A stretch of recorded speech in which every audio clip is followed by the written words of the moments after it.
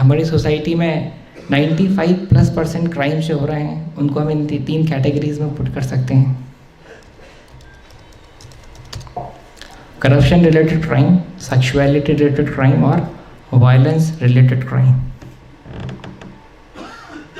क्या हम इन 3 कैटेगरीज में 95% of the crimes which are happening in the society can be put into them? कितने लोग लगता है कि हाँ रख सकते हैं? ओके। करप्शन रिलेटेड क्राइम्स की वजह है uncontrolled greed. Violence related crime की वजह है uncontrolled anger. Sexuality related crime की वजह है uncontrolled lust. That's why Krishna says in Bhagavad Gita, काम एषा क्रोध एषा रजोगुण समुद्भवा महाशनो महापापमा विद्य इदम एह वैरिणाम। कि my dear Arjuna, this lust, greed and anger are your main enemies and they will create havoc in your life. तो अगर हम श्रीमद् भगवद गीता पढ़ते हैं, इनके प्रिंसिपल्स को अपने जीवन में अपनाते हैं और दूसरों में उत्साह पैदा करते हैं, तो ये 3 जो हमारी मिसगिविंग्स हैं, कौन कौन सी? लस्ट, ग्रीड और एंगर, काम, क्रोध और लोभ, ये तीनों जो हैं ये कम होते चले जाएंगे and we can expect a happy society. To the degree society is really ready to embrace these principles। 3 प्रकार के गुण बताए गए हैं श्रीमद् भगवद गीता में, रजोगुण, तमोगुण और सत्वगुण। क्या होता है ये हमारे नेचर से बेसिकली जो हम संस्कार कैरी करते हैं वो हमारे विचारों को इफेक्ट करता है। जैसे होंगे संस्कार वैसे होंगे विचार और वैसा ही होगा हमारा व्यवहार। संस्कार, विचार और व्यवहार। हम चाहते हैं कि हम सबसे अच्छे से व्यवहार करें परंतु कर नहीं पाते, या हम चाहते हैं दूसरे भी हमसे अच्छे से व्यवहार करें परंतु वो भी नहीं कर पाते। क्यों? क्योंकि हमारा जब तक संस्कार सही नहीं होगा, जब तक विचार सही नहीं होगा, जब तक विचार नहीं सही नहीं होगा, जब तक हमारा व्यवहार भी सही नहीं होगा।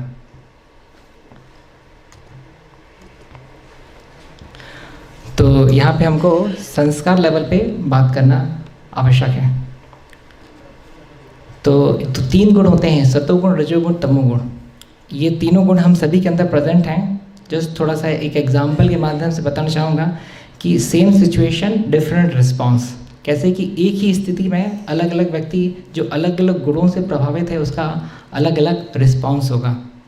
छोटी सी स्टोरी 2 मिनट के माध्यम से बताना चाहूँगा। जैसे इसमें है ना, जैसे कि एक बार एक कैप सेलर, टोपी बेचने वाला, गर्मी के समय में आकर के थोड़ा विश्राम करने के लिए पेड़ के नीचे रेस्ट करने लगता है, सो जाता है। उसकी आंख लग जाती है। उसकी आंख जब खुलती है तो देखता है कि उसकी पोटली गायब, टोपी की पोटली गायब। देखता है तो ऊपर जो है वो बंदर उसकी पोटली जो है लेकर के चला गया है। अगर वो व्यक्ति तमोगुण के द्वारा प्रभावित है, मोड ऑफ इग्नोरेंस, तो वो क्या करेगा?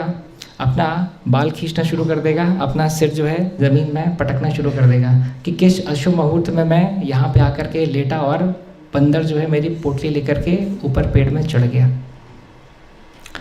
अगर वो व्यक्ति रजोगुण के द्वारा प्रभावित है, मोड ऑफ पैशन, तो क्या करेगा? पास में पत्थर लेगा, पत्थर लेकर के बंदर की तरफ मारने का प्रयास करेगा। क्या वो मार पाएगा? नहीं मार पाएगा। बंदर तो बहुत जल्दी एक शाखा से दूसरी शाखा में चला जाता है। पर अगर वो सत्वगुण के द्वारा प्रभावित होगा, मोड ऑफ गुडनेस, तो क्या होगा? वो सोचेगा कि समाधान कैसे निकले। अभी मेरी पोटली तो ले गया बंदर, पर कैसे वो पोटली वापस आए। देखेगा पास में ही एक केले का ठेला लगा हुआ है, केले वाला है, मात्र उससे 2 केले लेगा, एक केला फेंक करके बंदर की तरफ फेंकेगा। बंदर जो एक हाथ से कैच कर लेगा। फिर जैसे ही ये दूसरा केला फेंकेगा, अभी बंदर के पास ऑप्शन नहीं है कि पोटली पकड़ा रहे और आते हुए केले को छोड़ दे। तुरंत वो पोटली छोड़ेगा और केले को कैच कर लेगा। जो प्रॉब्लम हमारी 2 केलों में सॉल्व हो सकती है, उसके लिए ना सिर पटकने की ज़रूरत है, ना बाल खींचने की ज़रूरत है, ना बंदर की तरफ निशाना लगाने की ज़रूरत है। तो अभी हम अपने आप से प्रश्न कर सकते हैं, कितने बार ऐसी सिचुएशंस हमारे जीवन में आती हैं जब हो सकता है कि हमारा रिस्पॉन्सिव बिहेवियर फ्रस्ट्रेटिंग नहीं होना चाहिए था पर हम फ्रस्ट्रेट हो गए, हमको क्रोध नहीं आना चाहिए था परंतु क्रोध आ गया। तो ये हम अपने आप से प्रश्न पूछ सकते हैं। क्यों? क्योंकि हम हमेशा ढूंढ क्या रहे हैं हम अपने जीवन में, ज़रूरी है। प्रॉब्लम तो हर एक व्यक्ति के जीवन में है, प्रॉब्लम से हम समाधान ढूंढ रहे हैं कि कहीं प्रॉब्लम को ही ढूंढ रहे हैं। दो प्रकार की कॉन्शियसनेस है, प्रॉब्लम ओरिएंटेड कॉन्शियसनेस और सॉल्यूशन ओरिएंटेड कॉन्शियसनेस। हम डिफ़िकल्टी स्कैनर हैं कि पॉसिबिलिटी स्कैनर हैं? पॉसिबिलिटी स्कैनर तब बनेंगे जब सत्वगुण में होंगी, मोड ऑफ गुडनेस। समस्याएं रहेंगी परंतु उसका समाधान की तरफ हम प्रेरित रहेंगे। लैपटॉप चल नहीं रहा था, अभी हम अपना मेन पीपीटी चालू करते हैं। मात्र 13 स्लाइड्स का है।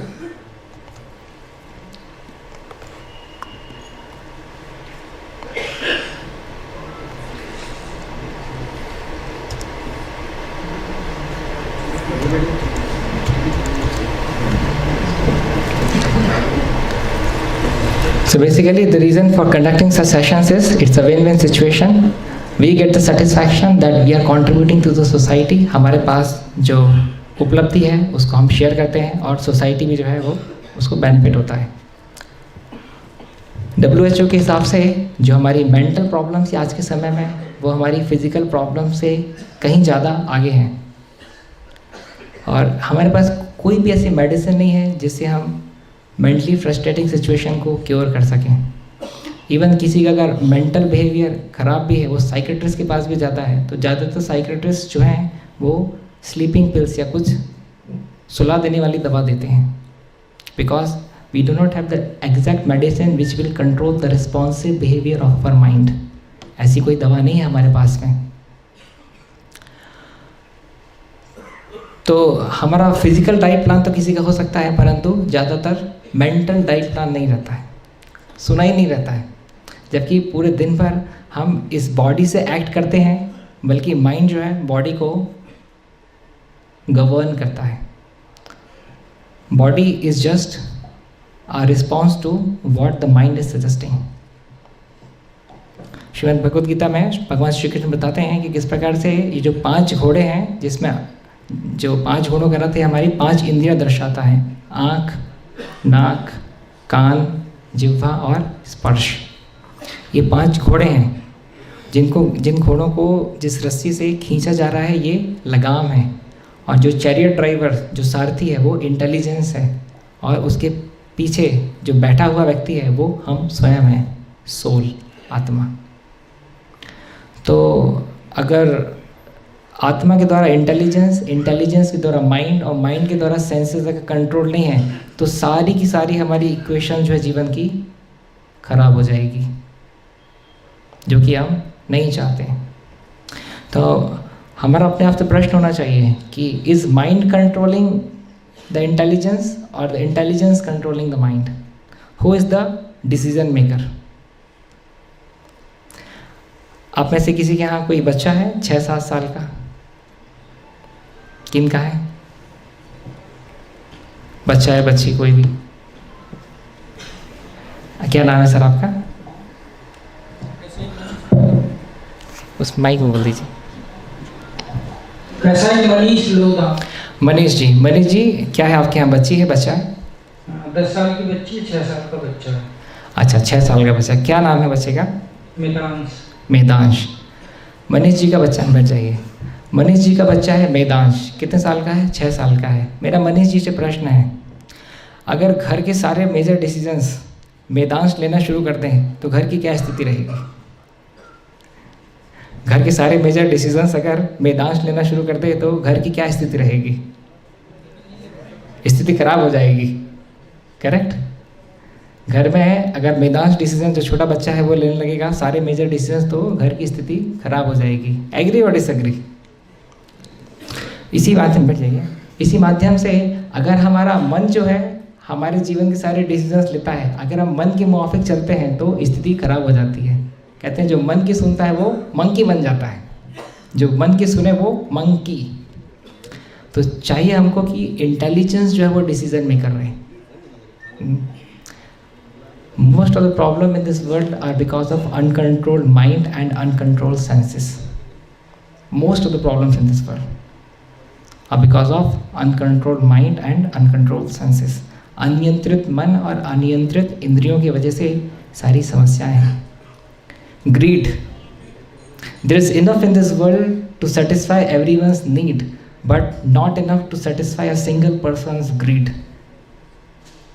एक व्यक्ति की ग्रीड सेटिस्फाई करने की प्रकृति में शक्ति नहीं है, परंतु सभी की नीड सेटिस्फाई करने की शक्ति है. आज देख सकते हैं सोसाइटी, जिसको हम एडवांस सोसाइटी बोलते हैं, उसके स्टैटिस्टिक्स क्या है. इंडिया टुडे के हिसाब से 1 in 5 children have stress related emotional disorders. 40% teenage students admit to severe anxiety.